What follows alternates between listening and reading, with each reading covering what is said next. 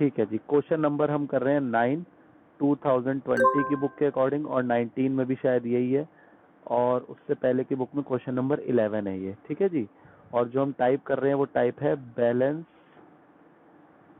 As per passbook. ठीक है जी, ये सेकंड टाइप का क्वेश्चन कर रहे हैं हम। फर्स्ट टाइप का क्वेश्चन था बैलेंस एज पर कैश बुक, वो हम कंप्लीट कर चुके हैं, उसके शायद हम 3-4 क्वेश्चन हम कर चुके हैं। ठीक है, अब मैं आपको जो क्वेश्चन है वो क्वेश्चन पढ़ रहा हूँ। ठीक है, चलो जी पढ़ता हूँ मैं क्वेश्चन। कह रहा है prepare bank reconciliation statement from the following particulars on 31 जुलाई 2017 लिखा है मेरी बुक में, या आप लोगों की बुक में 19 लिखा होगा, तो चलो मैं 19 पढ़ के करूंगा। ठीक है, डीआरएस बनानी है, कौन सी एक पर्टिकुलर डेट होती है, तो इस पे डेट दी हुई है 31 जुलाई 2019 की डेट दी हुई है। ठीक है, अब नीचे कुछ आपको दे रखी है, 18 लिखा है। ठीक है, अब कह रहा है बैलेंस एज पर पासबुक 50,000 है। अभी तक हम जब क्वेश्चन कर रहे थे क्या दे रखा था, बैलेंस एज पर कैश बुक दे रखा था। अब क्या दे रखा है, बैलेंस एज पर पासबुक दे रखा है। ठीक है, तो उसके बाद फिर आगे जो है 3 एडजस्टमेंट दे रखी है। तो मैं क्या करता हूँ, पहले क्वेश्चन का फॉर्मेट तो बना लूँ, और फिर पहली जो एडजस्टमेंट दे रखी है उसको कर लूँ। Plus minus BRS as on 31 July 2018 दे रखा है आप लोगों की बुक में। मैं कभी 17 बोल रहा हूँ, कभी 19, अब मैं 18 करके कर रहा हूँ इस क्वेश्चन को। ठीक है, चलो जी, क्वेश्चन कह रहा है बैलेंस एज पर पासबुक। तो अब यहाँ से क्वेश्चन डिफरेंट हो गया। अभी तक जब हम कर रहे थे बैलेंस एज पर कैश बुक लिख रहे थे, तो अब हम लिखेंगे बैलेंस एज पर पासबुक। और बैलेंस एज पर पासबुक का मतलब क्या होता है, क्रेडिट। बैलेंस एज पर पासबुक का मतलब क्या होता है, क्रेडिट। और मैं इसका बैलेंस जो है 50,000 वो प्लस में लिखूं या माइनस में, प्लस में लिखूंगा। जब ओवरड्राफ्ट आएगा तब मैं माइनस में लिखूंगा, तो ये प्लस में लिखूंगा मैं 50,000। ठीक है, अब मैं एडजस्टमेंट पढ़ रहा हूँ और देखते हैं क्या लिखा, और फिर उसको हम करते जाते हैं। कह रहा है 3 चेक्स, अब ध्यान से सुनना, कह रहा है 3 cheques for ₹6,000, 3,937 and 1,525 issued in last week of July 2018। हम क्वेश्चन का जो डेट है वो कब से कर रहे हैं, 31 जुलाई 2018 से बन रही है ये BRS। ठीक है, तो इसको माइंड में रखनी है डेट। कह रहा है 3 चेक्स वर इशूड, हमने 3 चेक इशू करे हैं। इशू करने का मतलब आपको पता है कि हमने किसी को चेक दिए हैं। कितने चेक दिए, 3 चेक दिए, 6,000 के, 3,937 का और 1,525। ये 3 चेक इशू करे थे। हमने कब करे थे, जुलाई के लास्ट वीक में करे थे, मतलब 31 जुलाई से जो एक हफ्ता था लास्ट का, उसमें हमने इशू करे थे। वर प्रेजेंटेड फॉर पेमेंट, ठीक है, वो प्रेजेंट हो गए पेमेंट के लिए टू द बैंक इन अगस्त 2018। मतलब हमने इशू कब करे थे, वो जुलाई के एंड में करे थे, जुलाई के लास्ट वीक में करे थे। पर वो पेमेंट के लिए, जैसे जिसको मैंने चेक दिए थे, मान के चलो एक ही बंदे को मैंने 3 चेक दिए थे, उसने बैंक में कब लगाए, वो अगस्त में लगाए, अगस्त 2018 में। तो हम अगस्त 2018 की तो BRS बना ही नहीं रहे, हम देख रहे हैं 31 जुलाई 2018 तक क्या हुआ है। तो क्या 31 जुलाई 2018 तक, आप मुझे बताओ मैंने क्या करा होगा। मैंने जुलाई के लास्ट वीक में जब मैंने 3 चेक इशू करे होंगे, तो मुझे बताओ क्या मैंने अपनी कैश बुक कम नहीं कर दी होगी। जब मैंने चेक इशू करा किसी सामने वाले को, मैंने क्या करा होगा, मैंने अपनी कैश बुक क्या कर दी थी, कम कर दी थी। ठीक है, लेकिन अब मुझे बताओ 31 जुलाई 2018 तक क्या मेरे बैंक ने पासबुक भी कम कर दी होगी, करी होगी या नहीं। क्यों मैं ये पूछ रहा हूँ, इसलिए क्योंकि जो 3 चेक मैंने दिए थे ना जिस बंदे को, उसने वो अगस्त में जाके लगाए हैं, 31 जुलाई तक नहीं लगाए। तो क्या मुझे बताओ, क्या मेरे बैंक ने बैंक बैलेंस कम करा होगा, मेरा बैंक ने पासबुक कम करी होगी क्या 31 जुलाई तक, नहीं करी होगी, उन्होंने तो अगस्त में करी होगी। तो ये सिचुएशन है, कैश बुक नीचे है, पासबुक ऊपर है। अब मेरे को इक्वल करने के लिए क्या करूं, अभी तक हम क्या कर रहे थे, कैश बुक बढ़ा रहे थे, लेकिन अब ये क्वेश्चन किसका है, बैलेंस एज पर पासबुक का। तो अब हम क्या करेंगे, इक्वल करने के लिए पासबुक को कम करेंगे। तो इस क्वेश्चन में अब हम पासबुक को कम करेंगे, कितने रुपए से, तीनों का टोटल करके। जरा एक बार कोई कर देगा मेरे लिए टोटल कितना है, मैं जब तक एक बार लिख रहा हूं ये। अब मैं लिखता हूं check issued but not presented for payment. इसका जो टोटल आएगा, जो माइनस में लिखना है, वो आएगा, किसी ने बताया नहीं मुझे, 5 और 7 12, 1 और 3 4 और 2 6, 11,462, 11,000। ठीक है, 60, ठीक है ठीक है। Thank you Harsh, thank you Tina, Tina ने भी लिख के भेज दिया था। 11,462 माइनस क्यों करेंगे, वो सागर ने भी लिख दिया, ठीक है। तो उसके बाद आगे देखते हैं क्या लिखा है। अब थर्ड एडजस्टमेंट पढ़ रहा हूँ। लिखा है 2 cheques of ₹500 and 650 sent to the bank for collection. मतलब किसी ने हमें चेक दिए होंगे, 2 चेक दिए थे, 500 रुपए का और 650 रुपए का, और हमने वो बैंक में भेज दिया था कलेक्शन के लिए, मतलब डिपॉजिट कराने के लिए भेज दिया था। Were not entered in the passbook by 31 July 2018। मतलब हमको 2 चेक मिले, हमने चेक बैंक में भेज दिए डिपॉजिट कराने के लिए, कलेक्ट करने के लिए, ठीक है। लेकिन 31 जुलाई 2018 तक वो बैंक में एंटर नहीं हो पाया, मतलब बैंक ने उसको नहीं बढ़ाया। तो देखो क्या सिचुएशन थी, जब किसी ने मुझे 2 चेक दिए होंगे 500 और 650 के, और जब मैंने वो बैंक में भेज दिए होंगे, डिपॉजिट कर दिए होंगे या कलेक्शन के लिए भेज दिए होंगे, तो मैंने क्या कर दी होगी, अपनी कैश बुक बढ़ा दी होगी। लेकिन क्या 31 जुलाई 2018 तक बैंक ने पैसे बढ़ाए हैं? नहीं बढ़ाए। तो ये सिचुएशन है अब आपके आगे। अब मैं क्या करूं बताओ? प्लस करेंगे। अब मैं पासबुक को छेड़ सकता हूं, तो बराबर करने के लिए पासबुक को बढ़ाऊंगा, प्लस करूंगा। तो अमाउंट कितना आएगा? 1150, 1150। और क्या लिखूंगा? Cheque sent for collection but not entered in passbook. ठीक है जी। अब मैं अगली एंट्री पढ़ता हूँ, लास्ट एंट्री है, जरा देखते हैं क्या लिखा है। कह रहा है the bank charged ₹460 for its commission and allowed interest of ₹100 which were not mentioned in the bank column of the cash book। Bank column of cash book मतलब कैश बुक की बात हो रही है। कह रहा है बैंक ने ₹460 चार्जेस काटे कमीशन के, और ₹100 हमें कमीशन दिया। इन दोनों की एंट्री कैश बुक में नहीं हुई। जब बैंक हमें इंटरेस्ट देगा और बैंक हमारी कमीशन काट लेगा ₹460, तो बैंक ने किस में चेंज करा होगा? हमारी पासबुक में चेंज कर दिया होगा। लेकिन कैश बुक में ये दोनों एंट्री हुई ही नहीं। तो अब बताओ क्या करें? अब क्या हुआ होगा, दोनों को अलग अलग देखते हैं। जरा ये देखो, बैंक ने ₹460 हमारे काट लिए, हमको पता ही नहीं। अब मैं पहले 460 की बात कर रहा हूँ, अभी 100 को भूल जाओ। अभी क्या करो, 100 को भूल जाओ, अभी सिर्फ 460 की बात करते हैं। तो क्या हुआ, बैंक ने हमारे ₹460 काट लिए कमीशन के, और क्या नाम है, हमें पता ही नहीं। हमने क्या कह रहे हैं, लिखा है ना, हमने कैश बुक में एंट्री नहीं करी।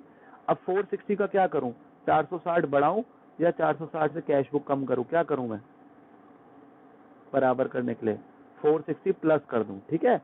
तो पहले मैं 460 प्लस में लिख देता हूँ। ये लो, मैंने 460 क्या कर दिए, प्लस में लिख दिए। अब इंटरेस्ट की बात करते हैं। अब ये है, अब बैंक ने हमें इंटरेस्ट दिया है, लिखा है ना अलाउड इंटरेस्ट, बैंक ने हमें इंटरेस्ट दिया है। तो पासबुक बड़ी होगी या कम हुई होगी? बैंक ने जब दिया होगा इंटरेस्ट तो बड़ी होगी। मैं इसको ऐसे भी कह सकता हूँ कि बैंक ने पासबुक क्रेडिट कर दी होगी। क्या करा होगा? बैंक ने पासबुक क्या कर दी होगी? क्रेडिट कर दी होगी। क्योंकि जब वो मेरा बैलेंस बढ़ाता है बैंक, तो क्या करता है? पासबुक बढ़ाता है। तो अब ₹100 बढ़ा दिए बैंक ने, कैश बुक में पता ही नहीं चला। अब इक्वल करने के लिए क्या करूंगा? ₹100 माइनस कर दूंगा इक्वल करने के लिए। तो ₹100 मैं इस तरफ लिख दूंगा। ठीक है, आप दोनों को चाहे अलग अलग भी लिख सकते हो, या आप दोनों का निकाल के यहाँ 360 भी लिख सकते थे। आप चाहते तो यहाँ 360 भी लिख सकते थे, और आप चाहते हो तो ऐसे भी कर सकते हो, 460 यहाँ दिखा दो, 100 यहाँ, कोई दिक्कत नहीं है। और यहाँ लिख देंगे बैंक चार्ज कमीशन।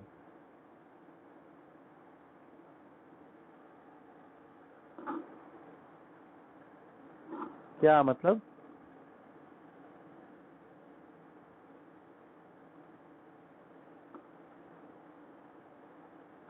तो फिर प्लस कर देना, फिर तो क्या हो जाएगा, फिर तो सबको जोड़ के प्लस ही करना है ना। ये तो दोनों अलग, एक प्लस होना था एक माइनस होना था, इसलिए मैंने अलग अलग दिखा दिया। अगर प्लस ही होना है तो सबका टोटल कर देना, अगर माइनस ही होना है तो सबका टोटल कर देना। जैसे लिखा होता बैंक ने 460 रुपये कमीशन काट ली और 100 रुपये चार्जेस लगा दिए, तो बैंक ने 460 कमीशन काट ली, 100 रुपये चार्जेस लगा दिए, तो अब मेरे को कितना बढ़ाना है, 560 रुपये बढ़ाना है, तो सीधा 560 लिख देना। समझ गए?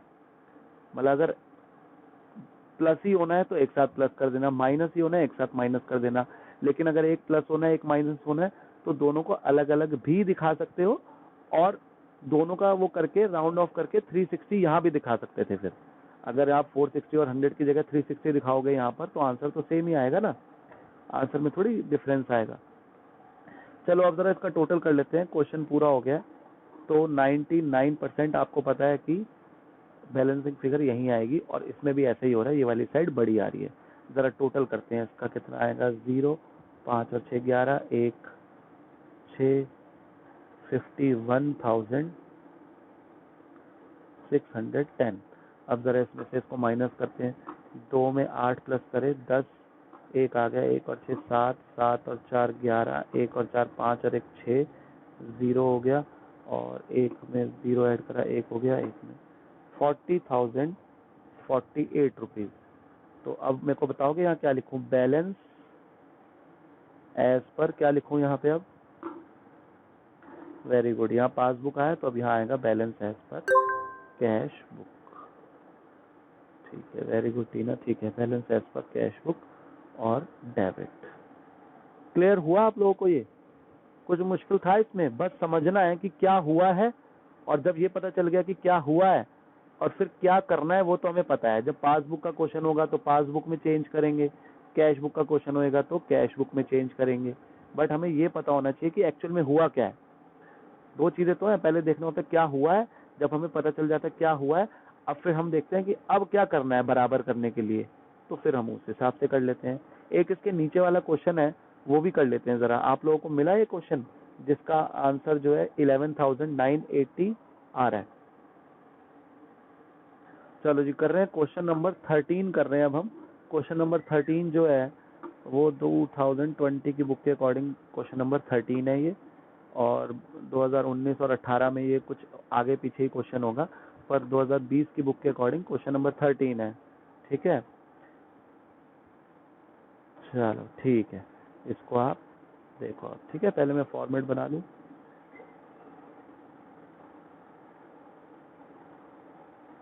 ये प्लस, ये minus, bank reconciliation statement as on, इसमें डेट दे रखी है 31 मार्च 2019, और ये पर्टिकुलर्स। ठीक है, एग्जाम में आपने पर्टिकुलर्स भी पूरा लिखना है, बैंक रिकंसिलेशन स्टेटमेंट ये भी पूरा लिखना है। ठीक है जी, अब मैं क्वेश्चन पढ़ता हूँ और देखते हैं क्या लिखा है इसमें। कह रहा है बैंक बैलेंस एज पर पासबुक। तो बैंक बैलेंस एज पर पासबुक दे रखा है, तो सबसे पहले उसको ही लिख लेता हूँ, बैंक बैलेंस एज पर पासबुक या बैलेंस एज पर पासबुक क्रेडिट, और अमाउंट दिया हुआ है 10,000, तो 10,000 रुपये में लिख देता हूँ। और अब आगे क्वेश्चन पढ़ता हूँ, और आप लोगों से उम्मीद करूंगा आप लोग भी जवाब दोगे साथ साथ। लिखा है cheque deposited into bank but no entry was passed in the cash book. Cheque deposit in the bank but no entry was passed in the cash book. कह रहा है हमने चेक डिपॉजिट कर दिया बैंक में, हमने बैंक में minus करेंगे। ठीक है, ये किसने बोला है माइनस करेंगे? हर्ष ने कि अंश ने? अंश ने बोला है। अच्छा, अंश ने चलो अभी देखते हैं, पता चलेगा सही बोला है या नहीं। बाकी और एक जवाब आया मेरे पास, बाकी लोग बताओ फिर मैं करता हूँ इसको, जल्दी से बताओ प्लस करेंगे या माइनस।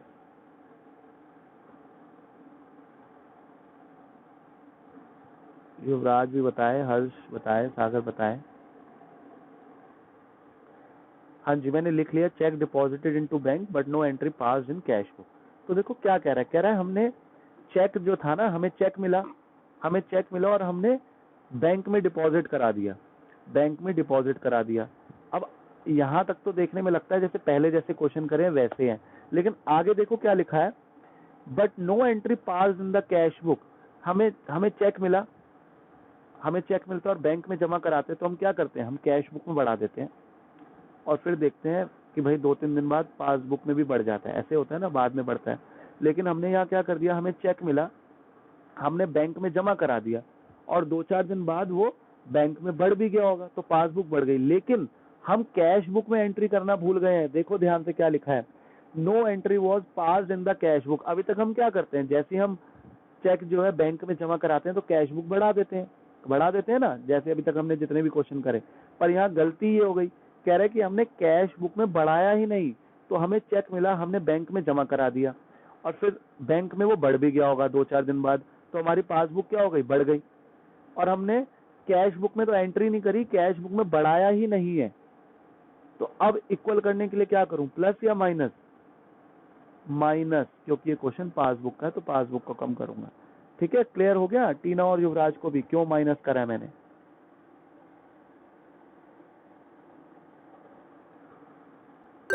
ठीक है, ओके, आगे बढ़ते हैं। अब हम नेक्स्ट पढ़ते हैं। नेक्स्ट लिखा है cheque received and entered in the cash book but not sent to the bank. कह रहा है हमें चेक रिसीव हुआ, हमने कैश बुक में एंट्री भी कर दी, बट हमने बैंक में भेजा ही नहीं वो। जरा बताओ जल्दी से, cheque received but not sent to bank. अच्छा, अंश के बाद आइए प्लस करेंगे, और एक जवाब और मिल गया मुझे, बाकी लोग बताएंगे कोई।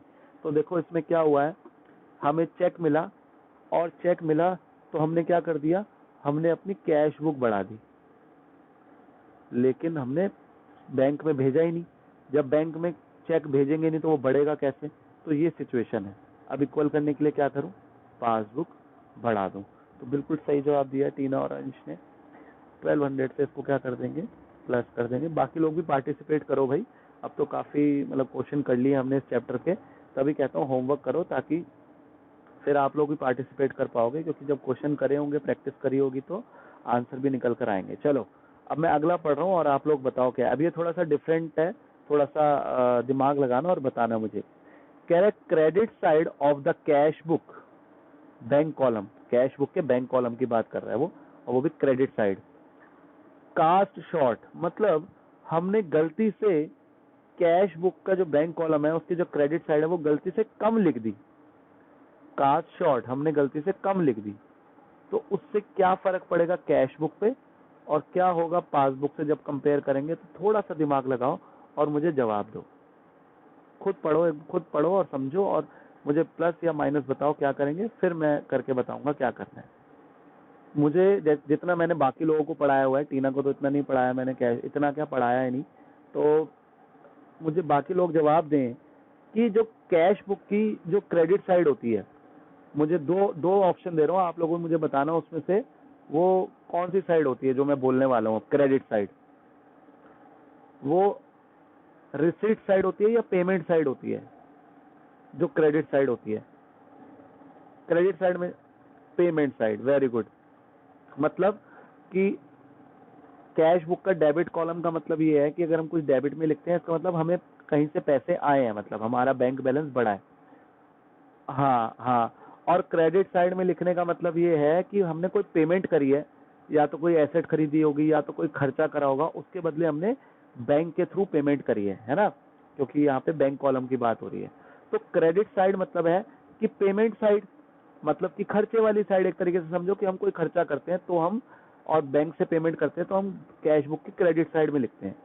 तो इसमें क्या लिखा है, कह रहे हैं हमने जो है ना कैश बुक की जो पेमेंट साइड है, जो क्रेडिट साइड है, वो गलती से कम लिख दी। मतलब खर्चा था 20,000 का और हमने गलती से लिख दिया 15,000। ऐसे मैं अपनी तरफ से एग्जांपल ले रहा हूँ, ये 20,000 और 15,000 का मतलब हमने पेमेंट करनी थी 20,000 की, और हमने गलती से कैश बुक में पेमेंट दिखाई कितने की, 15,000 रुपए की। तो मुझे बताओ कि मेरी, जब मैं पेमेंट कम लिखूंगा, जब मैं कम खर्चा दिखाऊंगा अपना, तो मेरा जो बैंक बैलेंस है वो ज्यादा आ रहा होगा कैश बुक में या कम आ रहा होगा जब मैं खर्चा कम दिखाऊंगा, तो मुझे बताओ।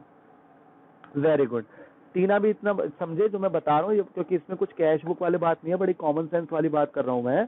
आपकी जेब में 1 लाख रुपए हैं और आपने खर्च करने थे 20,000 रुपए, ठीक है, लेकिन गलती से आपने 15,000 ही दिखाए खर्च करे, तो आपके पास जहां 80,000 बचने थे वहां 85,000 बच गए ना। आपने 1 लाख रुपए थे आपके पास, आपने खर्चा करना था 20,000 रुपए का, तो आपके पास कितने पैसे बचने चाहिए थे?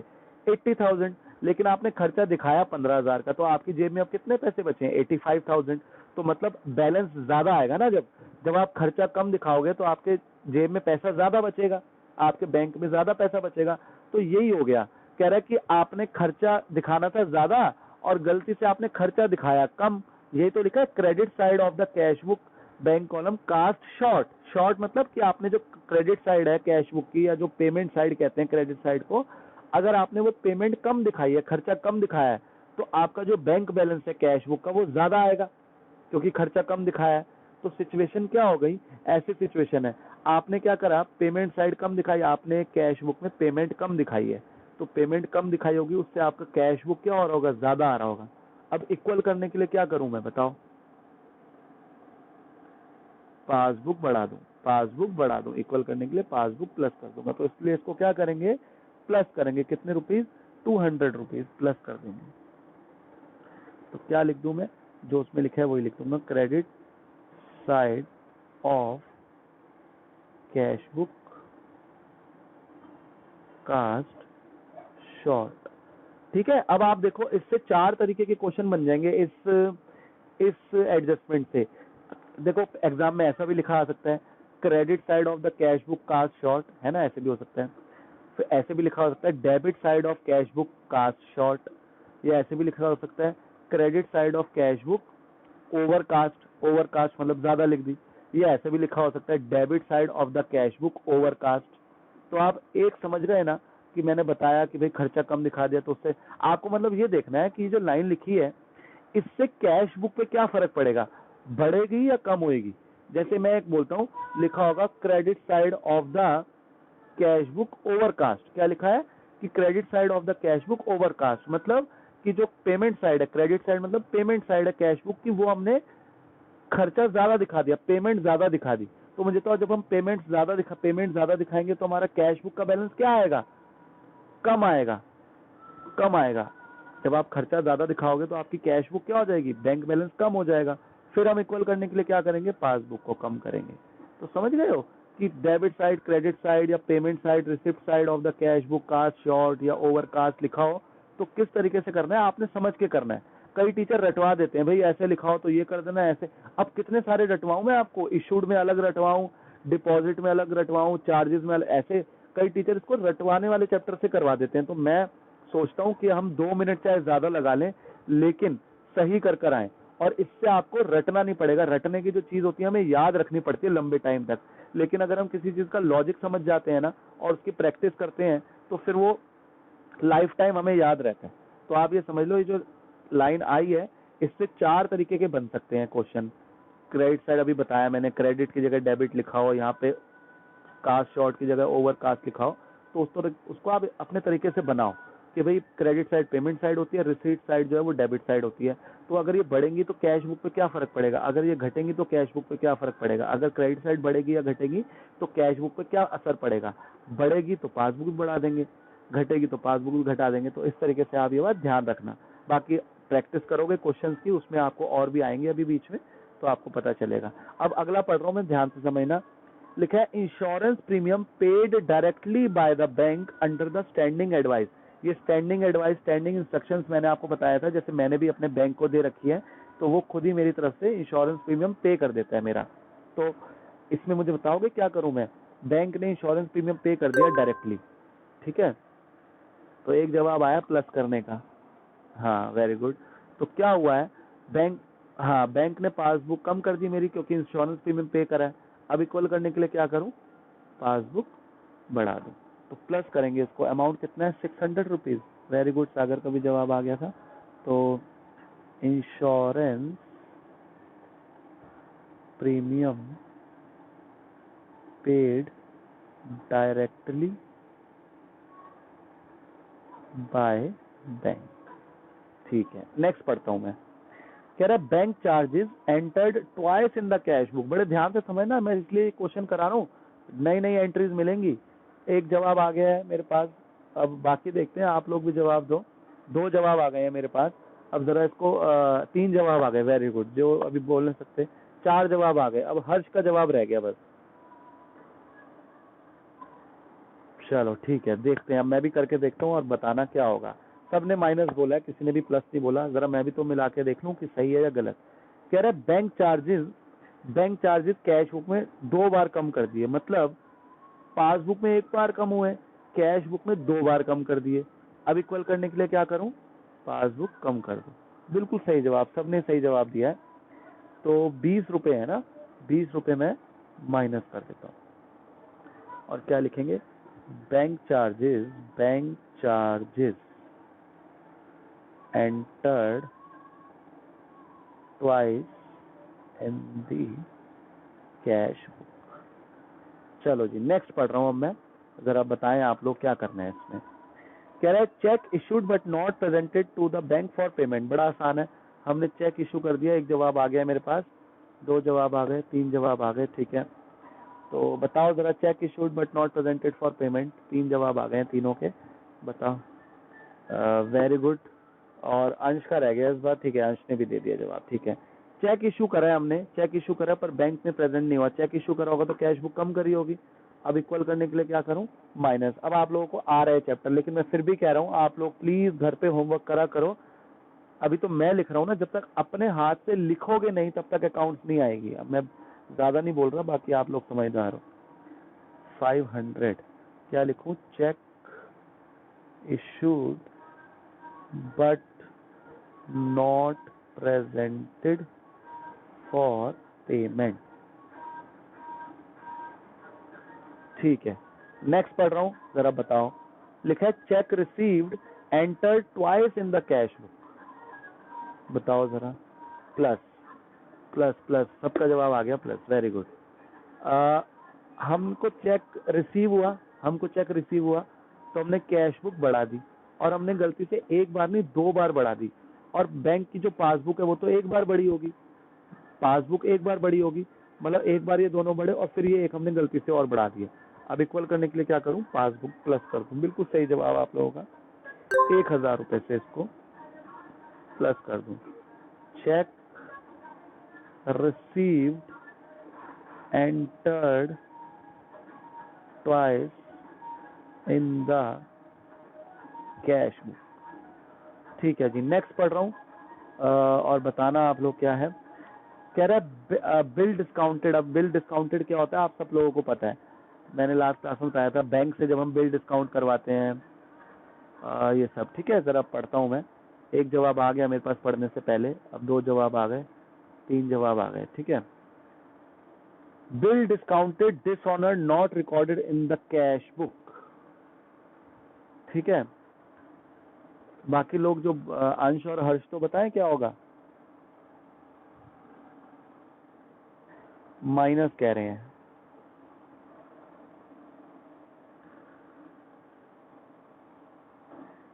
बिल डिस्काउंटेड मैंने बताया था, बिल डिस्काउंटेड होता है, अच्छा हर्ष कह रहा है प्लस। चलो एक बार बिल डिस्काउंटेड फिर से थोड़ा सा रिमाइंड करा देता हूँ। बिल डिस्काउंट का मतलब होता है कि मेरे को बिल रिसीवेबल मिला, मतलब मुझे किसी से पैसे लेने थे, उसने मुझे बिल दे दिया साइन करके कि 3 महीने बाद मुझसे पैसे लेने आ जाना, लेकिन मुझे बीच में पैसों की जरूरत पड़ गई। तो वो बिल लेके मैं कहाँ जाऊँ मैं, क्योंकि मैं उसके पास जाऊंगा तो वो तो पैसे देगा नहीं, वो कहेगा 3 महीने बाद आना। तो मैं बैंक से जाके डिस्काउंट करवा लेता हूँ। बैंक को कहता हूँ बैंक आप ले लो ये बिल रिसीवेबल जो मेरा है, और उसके बदले मुझे पैसे दे दो, चाहे काट के दे दो चाहे पूरे दे दो, वो आपकी मर्जी है। क्या होता है बैंक का कोई ऑफर चल रहा है, वो कहे चलो पूरे पैसे ले लो, या वो बात मतलब उससे हमें कोई लेना देना नहीं है। ठीक है, युवराज ने अपने को आंसर भेजा है दोबारा। तो अब जरा समझो एक बार, अब इसमें मैं फिर से बोल रहा हूँ क्या हुआ है। तो हमने कोई बिल जो है वो डिस्काउंट करवाया होगा, अब वो डिसऑनर हो गया। डिसऑनर मतलब बैंक गया होगा 3 महीने बाद, बैंक 3 महीने बाद उस बंदे के पास गया होगा बिल लेकर, और उस बंदे ने पैसे देने से मना कर दिया। अब आप बताओ बैंक क्या करेगा? बैंक मेरे पास आएगा और मेरा बैंक बैलेंस क्या कर देगा, क्योंकि बैंक ने मुझे पहले पैसे दे दिए थे। बैंक ने मुझे पहले क्या करा था? पैसे दे दिए थे पहले, और बैंक को मैंने बिल दे दिया था। अब बैंक 3 महीने बाद गया उस बंदे से पैसे लेने, उस बंदे ने मना कर दिया, तो बैंक उसको थोड़ी ढूंढता रहेगा। बैंक मेरे को कहेगा भैया मैंने तेरे बिल के बदले तुझे पैसे दिए थे, तेरे बैंक अकाउंट में पैसे डाल देते, अब मैं तेरा बैंक अकाउंट कम कर रहा हूँ, ये सिचुएशन है। अब इक्वल करने के लिए क्या करूं, प्लस। ठीक है, सबने ज्यादातर सही जवाब दिया, प्लस करेंगे। और अमाउंट कितना है, 5000 रुपीज। क्या लिखूं, बिल डिस्काउंटेड डिसऑनर्ड, ठीक है, not recorded in the cash book. ठीक है, लास्ट देखते हैं क्या लिखा है। Bank had wrongly allowed interest of rupees 5000 which was reversed by it on 5th April 2018। कह रहा बैंक ने गलती से हमें इंटरेस्ट दे दिया था और बैंक ने वो ठीक कब करा है, 5 अप्रैल को ठीक करा है। बताओ अब इसका क्या करेंगे।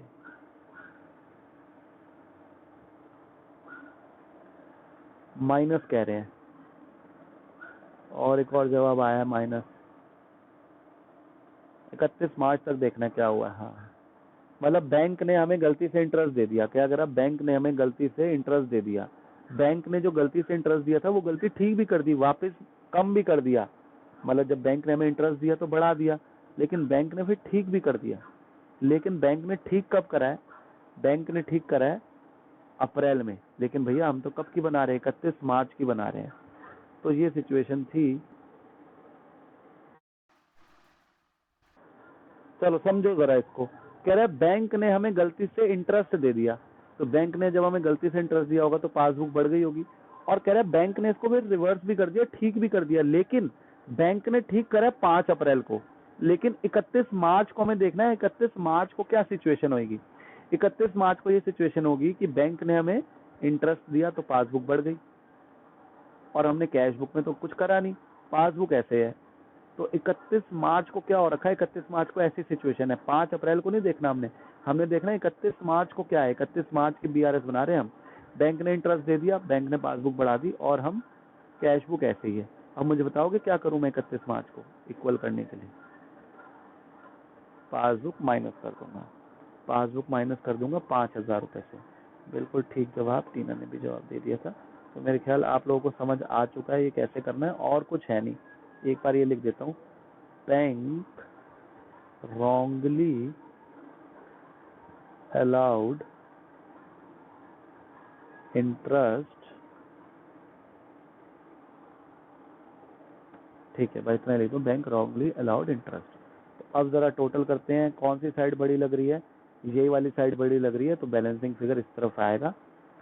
और एक बार इसका टोटल कर लेते हैं, 0 0 2 से 4 6 10, 1 और 1 2 और 1 3 और 5 8, 18,000 इधर भी आ रहा है, मतलब वो इधर टोटल लिख देंगे और फिर बैलेंसिंग फिगर निकालेंगे। 0 2 और 8 10, 1 और 5 6 और 5 11 और 9, 11 और 9 20 हो गया, 2 आ गया, 2 और 5